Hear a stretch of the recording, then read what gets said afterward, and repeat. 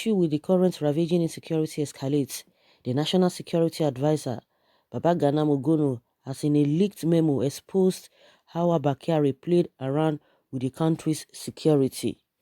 In a letter copied to the President, Muhammad Buhari, Minister for Foreign Affairs, Geoffrey Onyema, Minister for Interior, Rauf Aregbesola, Minister for Police Affairs, and the Chief of Staff himself, the National Security Advisor has exposed the conspiracy of the Chief of Staff to the President and the service chiefs. Recall that the President was booed in Maiduguri last week by a team of aggressive youth who have come out to show their dissatisfaction in the president's fight against terrorism, which has claimed over 30 lives of motorists last week in Hono. Maiduguri is also the home state of the President's Chief of Staff and the National Security Advisors, among many other stakeholders. So guys, I believe that everybody understands and knows what has been happening in the country.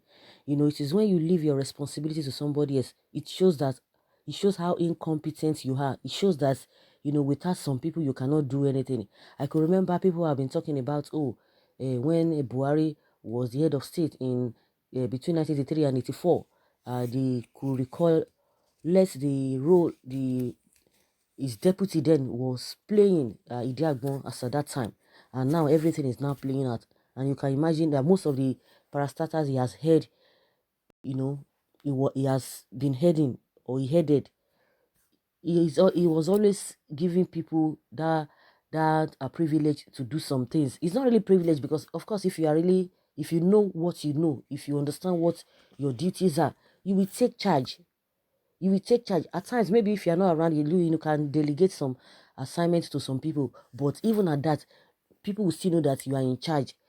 So even there was a time when he was talking about, when he went to London, when he was talking about, I wish he was much younger. The question is that even when in 1983 or 1984, so was he not younger? What happened? What can we really feel his effect? Can we say that of it true that he did well even while he was younger? So all these excuses, okay, whether he's now younger, he's no longer younger, he's old or whatever, we have other presidents in other countries that are doing tremendously well. They still know what they know. A typical example is Trump. People say, oh, he developed whatever. Forget it. We have a lot of people who are even better than most of the people, even in the developed countries. In Nigeria, yes, we have a lot of people. Go and get your fat, correctly. Of recent, they are talking about how Nigerians play a very vital role in the US as far as education is concerned. So what are we talking about?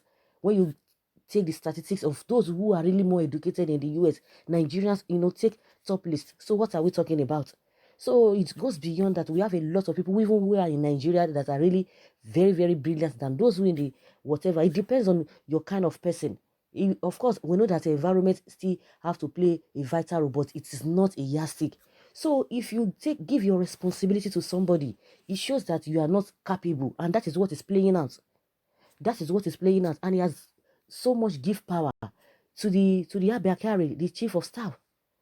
And that is why that one feels that he knows him very well, that without himself, the president cannot do anything, because they know his capacity, they know his capability. That is why they are doing all of those things. And that's why he cannot talk. And that is the reason why the wife is always coming out to say one or two things.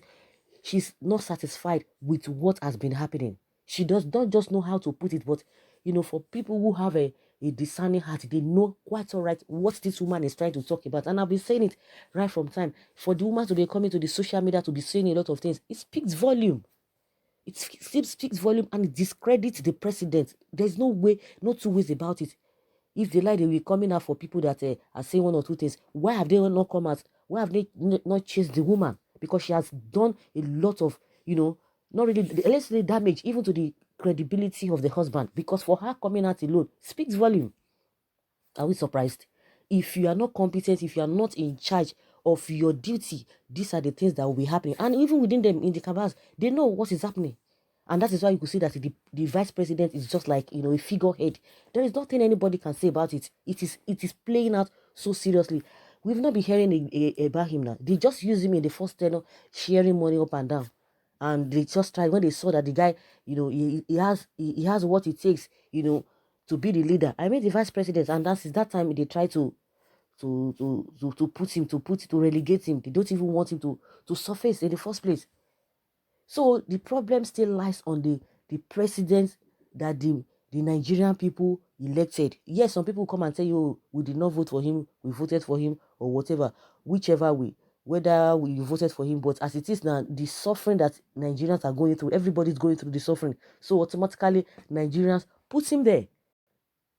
Nigerian put him there. Even the ones that, even if everybody, had come together to say, okay, this is the man that we wanted, it is not still, does not still mean that everybody will still vote for that person, even if the person has a 99% or 95% of the vote, has the highest vote. You still see few people who say, who like, I don't even buy to this man's idea or this woman's idea that will lead us.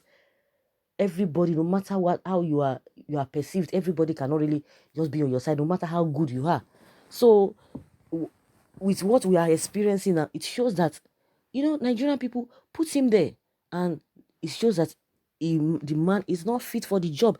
If the wife could be coming out and be saying all manner of things, that she does not even have a one-on-one relationship with him, because maybe that would have even solved some problems. She does not have a one-on-one relationship with him. Then how come the vice president will have a one-on-one relationship? Forget all those ones that they are just coming out to be pretending. The whole thing is obvious, even to the blind, so they can be deceiving themselves. Nigerians know what they know. The vice president does not have see anything whatsoever. That is just it. They are just pretending and deceiving themselves. They are just deceiving themselves. The relationship is cordial. So coming back to what is happening, see what the man is just trying to exonerate himself, because it's just too much. It's just too much, because the embarrassment, they all of them in the kitchen cabinet, or whether they are ministers or they are advisors in one capacity or the other, the embarrassment is just too much for all of them to bear. And that is why this man is just trying to exonerate himself. The problem is that the man in charge is not, the man who is supposed to be in charge is not in charge. He's not in charge, and they are playing politics, playing to the gallery, to this whole thing. Today they will tell you it's PDP that is causing the problem. Oh, it is because of 16 years of misrule. That is why they cannot do anything. That is why they are handicapped. Oh, they are the one instigating whatever.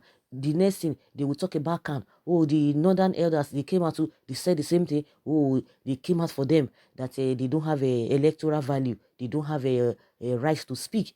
Any individuals will come, they will do this and that. They will, instead of them to face the problem, because they cannot provide solution, they are just rigmaroling. They are just rigmaroling, moving around circles. They don't even know what to do. Even if they know what to do, maybe they have ulterior plans, or they know the reason why they are not doing what they want to do. But when it comes to releasing all these Boko people, yes, immediately it's just, they don't waste time. And that is why we are having problem up to this moment. Next, they will tell you, oh, people from the Libya, it is a conflict from the Libya, that is why they are having this problem. Tomorrow they will tell you, oh, you have to live with them, you have to do this and that, and that. What kind of a thing is that? It's very, very unfortunate, very, very unfortunate. Until all of them, until they will be disgraced, until something will happen amongst them, before they will know what to do. Because with what is happening, they don't even want people to protest, they don't want to whatever. But like what I always say, if Nigerians can come together and have a united voice, that is when things can really be okay. Because these people are no more than us, but they always make it to seem as if we have no power, or we have no right to do some certain things. But when it comes to elections, they will be rolling like babies. They will be rolling like babies. They will be begging like beggars.